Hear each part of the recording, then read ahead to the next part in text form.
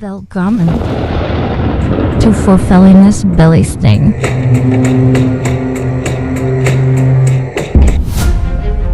A show dedicated to aligning a journey to a better mental health using the understandings of the ancient Norse.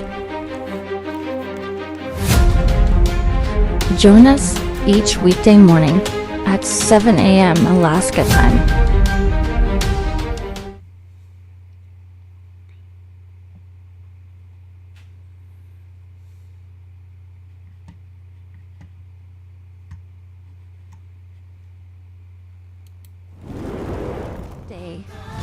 Someone's little girl, daughter, sister, girlfriend, fiance, wife, cousin, mother, auntie,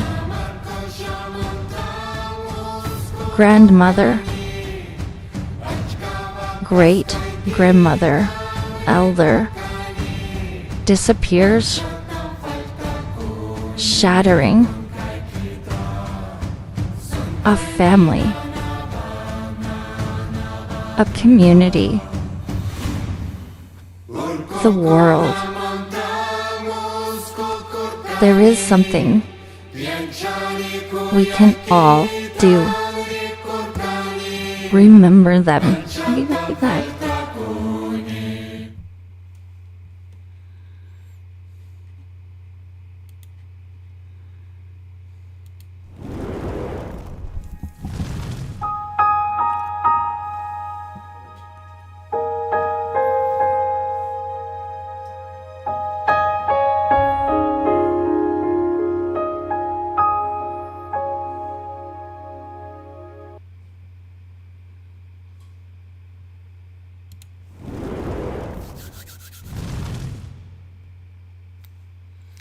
God Morgan, and happy Wootens Day to you today. We are halfway through our business week and we're starting to build that energy for our healing and our recovery this weekend.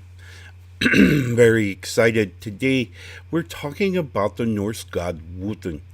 Now, really, Wotan is a Germanic name, and he was really recognized by the Germanic tribes before they migrated north to become the Norse of legend and lore. Before I get started today, I want to give, as I always do, hopefully, a huge shout out to all of you who have liked, followed, and subscribed. For those of you who haven't, please, whatever platform that you're observing us on, I hope that you will take a moment to like, follow, and subscribe to us. Help us to distribute this message even further. This morning, we are live chat on Facebook. So for those of you who have questions or comments, that's where you can ping us, and that's where you can let us know your thoughts and certainly your questions. As always, give a huge shout out to my friends and family at newrealitytv.com. New Reality TV is a streaming channel, brand new, packed with a plethora of perspectives that offer us, hopefully, a way forward in understanding our spiritual beliefs and our spiritual understanding, and certainly the spiritual path that we are on long before we are in this physical form, and long after we'll be in this one. For those of you who may have a few extra coins, need to put it to good use, by all means, check out our tip jar. Our tip jar can be found at pay.akoutlaw.com or akoutlaw.live. Either of those places. You can also find all of that information, more about me, my teachings, the books, the shows, all of those contexts, you can find at our website, norsewhispers.com. There you can also put a /coaching and investigate, and let's start a dialogue as I offer life coaching to those who really would like to know their path, their journey. I can certainly offer that. Today we're talking about Wotan. Now, Wotan began recognition. We see by the records and by certainly the written sagas, he really got noticed and recognized in his days with the Germanic tribes, long before the Norse.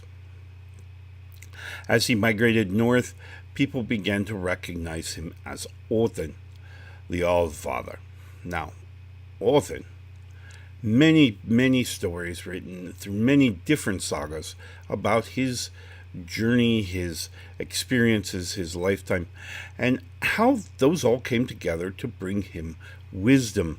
Today I want to talk about our acquisition of wisdom. Firstly, let's talk about what wisdom is.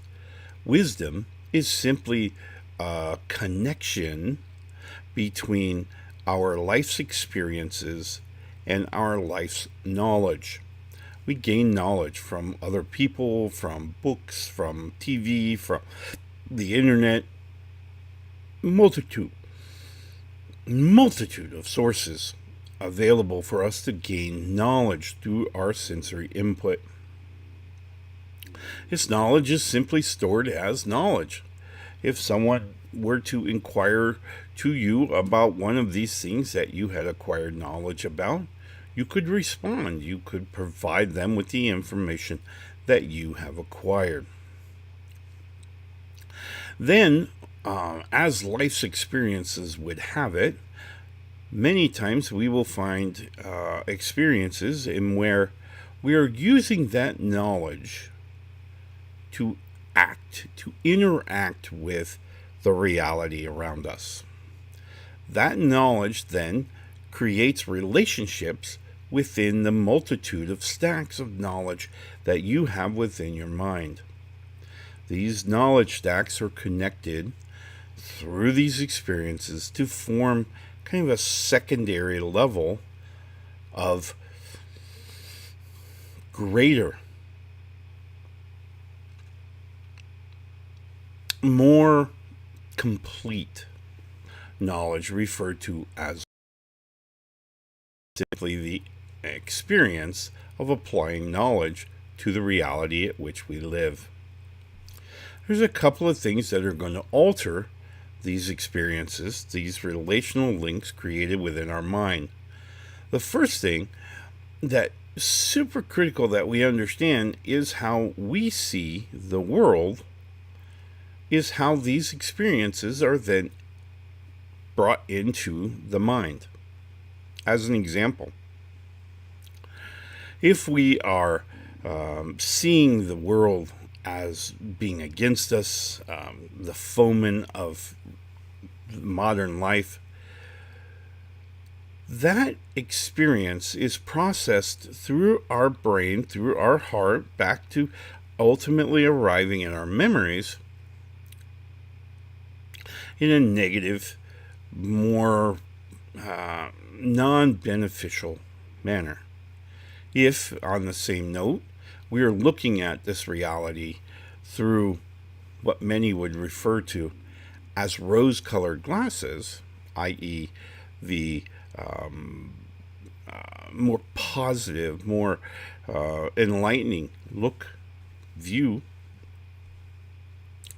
in the same way that energy is then processed through our brain, through our heart, and ultimately to our memories with a more positive, more enlightening, more harmonious, more joyful type of energy associated to it. So these relationships created between the knowledge stacks within our mind have a polarity to a point. They can be negative or they could be positive. Now, mind you, for the most part, these relationship differences in the polarity are microscopic. Many times we may not be able to recognize the difference. Most of them will fall into the meh category.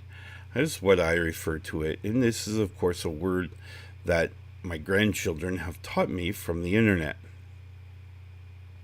It simply means whatever.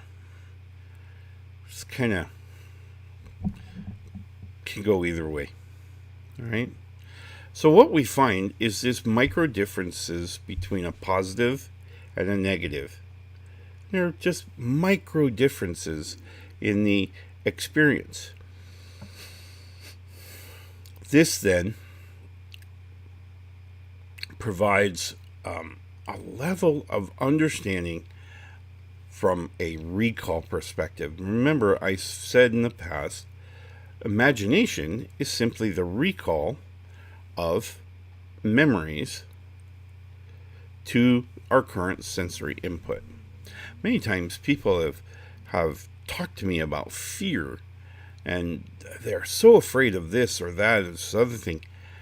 And I'll ask them, well, have you ever experienced this thing that you're afraid of? Well, no.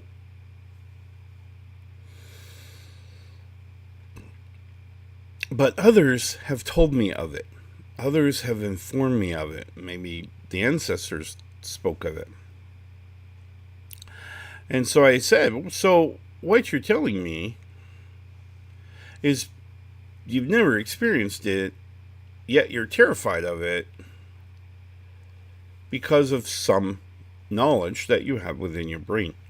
Well, yes. Okay, that's imagination. So imagination is doing more, is contributing more of our emotional state towards this experience than the actual knowledge of the event. We see this quite often in life. Imagination can have quite an effect on the experiences that we have. Remember, I said our mood, whatever mood we happen to be in at the moment, sets our emotional filters behind our sensory input. This mood then is altered, or can be altered, by our imagination. So as we see an experience, as we have an experience through our sensory input, this sensory input is affected by our mood, the way we're looking at the world, and potentially the energy of imagination. So we see a dark room, we're afraid. Not because we've never been in a dark room, but because maybe someone has told us, or some knowledge that we have retained speaks of something dreadful being in the darker room. We've never been in this room before, maybe, or maybe we have, and maybe last time we smashed our shin on a coffee table. That was very painful. It was a very, very brutal experience to have. So, thinking about this, using our cognitive space, how can we change the outcome from this time? Well, quite honestly, we simply illuminate the room. We educate ourselves about what's in the room. Maybe, instead of marching forward, shins first, we feel our way with a hand or a stick, and we kind of poke our way through. Instead of creating physical harm to ourselves, we're able to kind of navigate our way. This is illumination, and this is what we hope to seek to combine with our experiences, with that emotional piece, finally arriving at our memory. Right? So, again, Wotan, or Othan, simply sought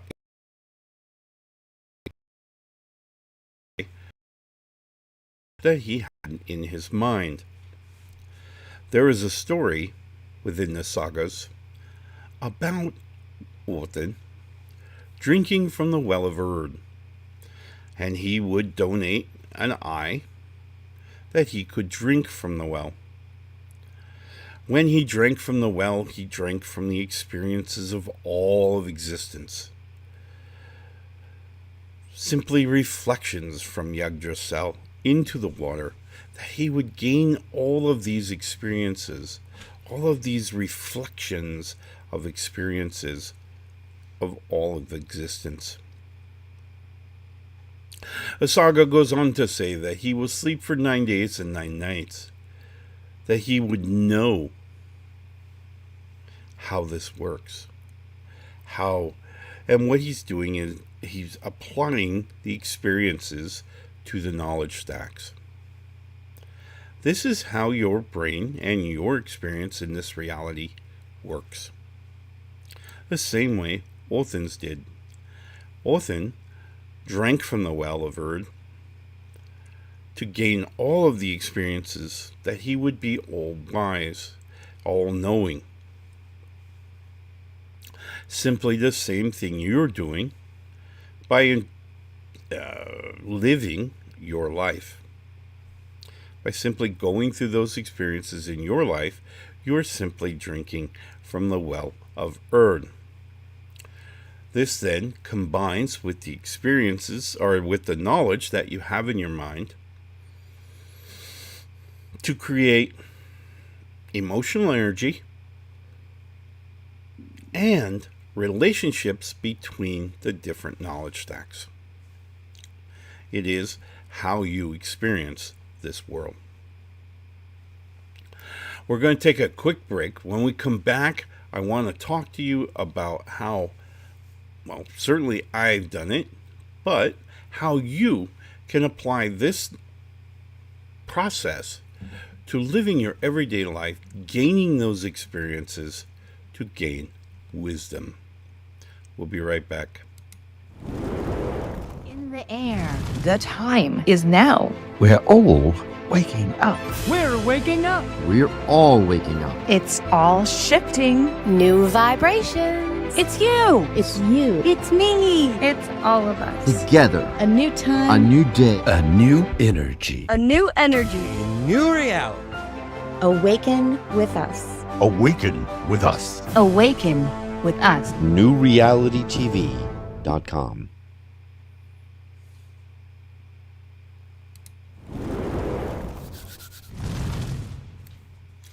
Thank you for taking that quick break with us, and thank you again for those of you who have followed, and subscribed us on New Reality TV. You've checked it out.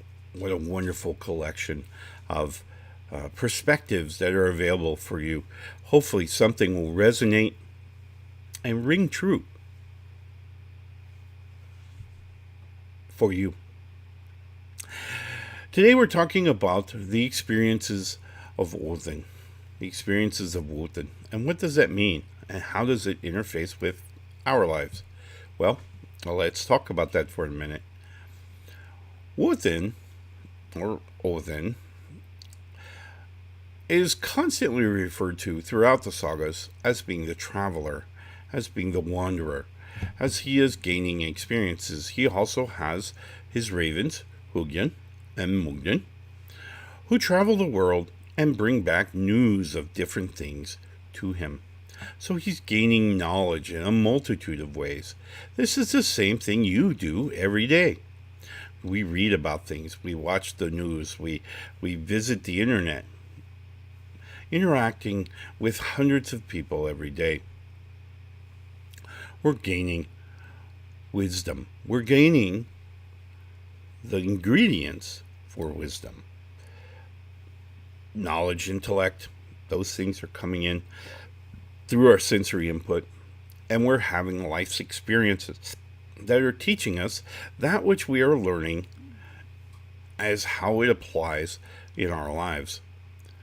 Many times when I need to do a task of something that I'm not familiar with, such as auto mechanics as a example, and I say, I need to do the brakes on my truck. Okay, what does that look like? What does that mean? What parts do I need? Right? So what do? I go and I watch YouTube videos as to how to change the brakes on my truck. I'm gaining experiences secondhand. I'm gaining intellect from that as to what brakes look like, what brakes do, how brakes interact, how brakes go together, how they are put together on the truck. So I'm gaining these experiences, I'm gaining this intellect, this knowledge about brakes, and I'm then going out into my driveway and I'm going to jack up my truck and I'm going to change the brakes on my truck. Now I'm gaining firsthand experiences of that knowledge, of that event, right? This then means when a colleague or a friend or someone says, hey, what do you know about brakes? And I can say, well, I've changed them. I know how they work. I use them every day. What can I tell you? Oh, well, I was thinking about replacing my brakes. Okay, well, what are some of the symptoms to needing to change your brakes? And we'll go through this process. This is the effect of this relationship between the symptom or the what was going wrong with my brakes that made me want to change them, and now this experience of actually changing them. Right? So now I've combined these two sources of intellect and knowledge with the relationships to experiences I've had doing the brakes, feeling the sponginess or whatever it was of the brakes that kind of drove me to want to change the brakes. This is then wisdom, right? What do we do with wisdom? Well, we may alter our trajectory in our lifetime. We may learn that the processes that we've done in the past may not be working the way we had hoped. And we decided in our quest for wisdom that we're going to change our trajectory. Maybe I'm going to drive differently in my truck because I've now replaced my brakes and I've seen the damage that's done by the application of the brakes that I've done so far. So this is really real world rubber on the road, how our wisdom guides our trajectory, guides our path through this physical lifetime, and how you can look at your life and those events that have built up to this point as simply tools that have taught us, that have guided us, that have potentially altered our trajectory through this lifetime.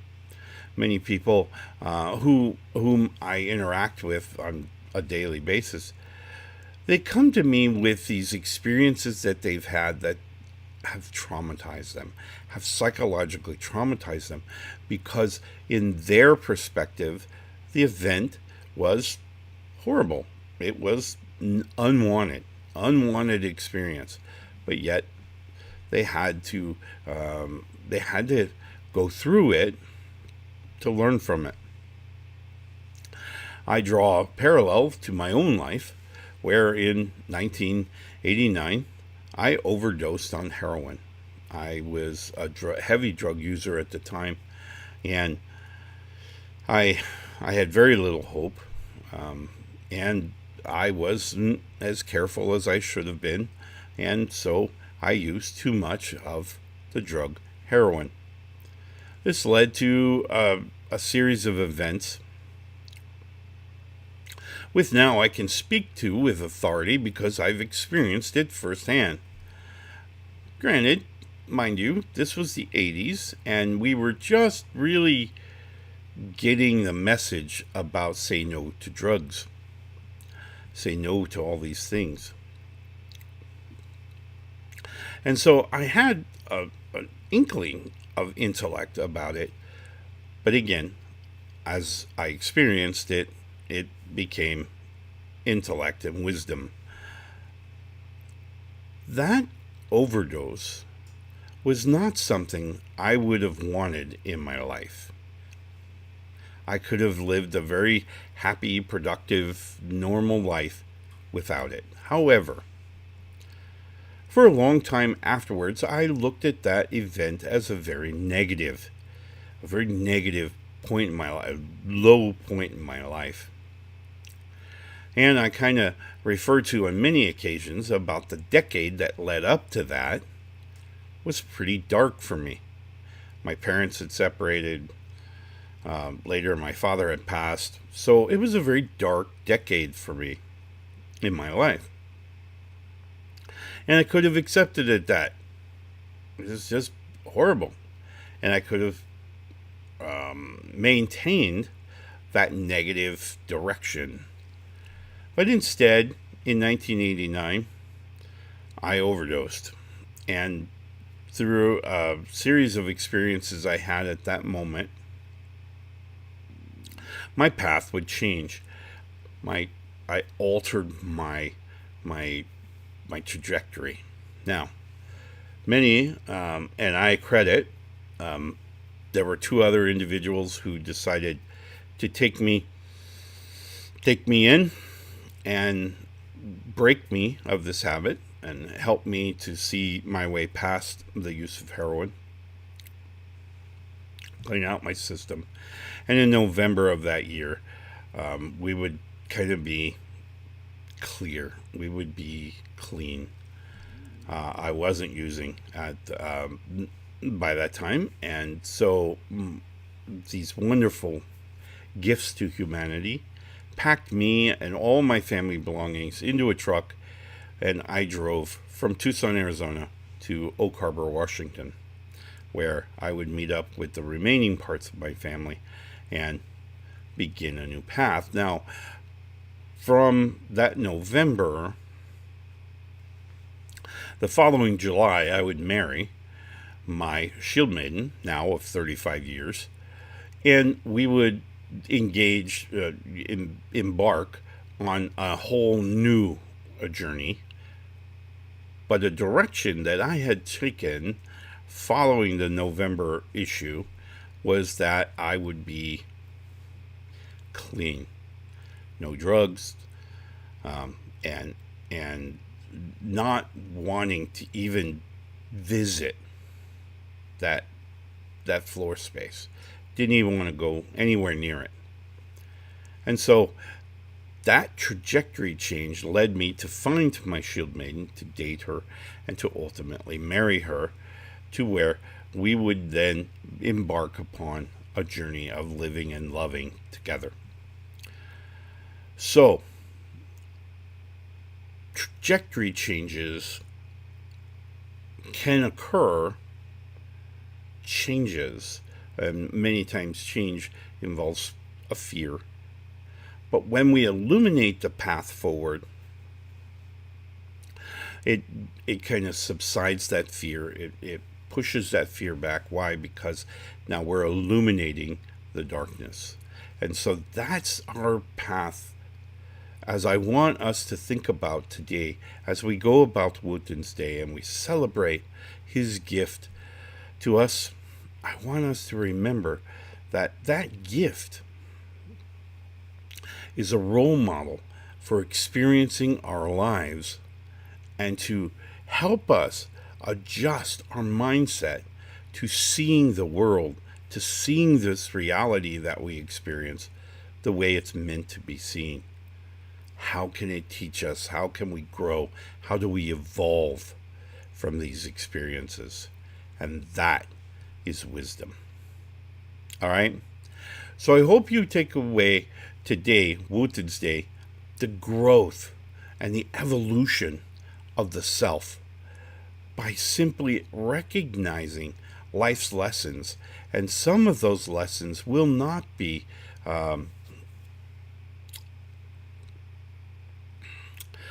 may not be pleasurable, may not be enjoyable at the time, and they may seem unwanted, but it is those journeys, it is those parts of our path that will lead us to the right place that we're supposed to be. Remember, you can't get to this place on our evolutionary path unless we cross all the bridges to get to that place. So each of these experiences that we have in life, even though we may not may not want them are part of this journey. All right? So give yourself a little credit and just sit back and learn from those moments. Take away something that you're growing, using that moment of tragedy, that moment of trauma to just focus, learn, evolve, and grow. All right?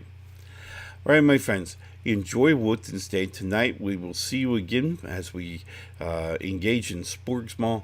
Sporgsmal, of course, being the questions answered. I hope you will join us for that. It is one of your questions, and I've made a show about it. If you want one of your questions answered on air, if we do answer it and we make a show about your question, we'll send you a free t-shirt. So check it out. And by all means, stop by our website, NorseWhispers.com. All the way to the bottom, look to the left. There you will see a big orange button. Ask me a question. If we make a show about it, you get a free shirt. No shipping, no handling, no nothing. Just a free t-shirt that you could keep. All right? So, I wish all of you the greatest, and we will see you again tomorrow and tonight. We will see you tomorrow, where we'll discuss the power and strength of Thor and what that means to us in our everyday life. Love and light, my friends. Watching for Felina's Belly Snake, a special production of Whispers of the Norse. Brought to you by the Alaska Wolf Hefnar in South Central Alaska. Guidance and wisdom, courtesy of an ancient Celtic Norse shaman. Thank you so much for joining us today.